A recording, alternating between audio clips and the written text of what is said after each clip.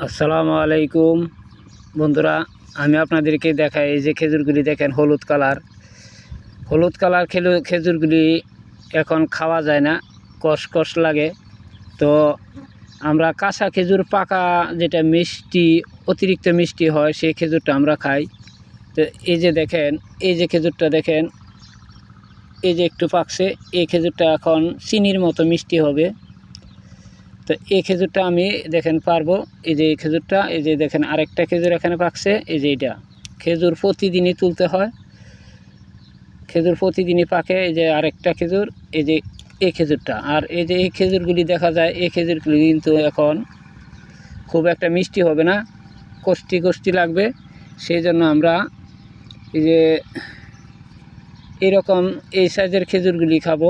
তো এই খেজুরগুলি ওই সবচেয়ে বেটার, মিষ্টি, এবং মানে এত মিষ্টি সেটা খাইলে বোঝা যায়, যে আপনি বুঝতে পারবেন কত মিষ্টি।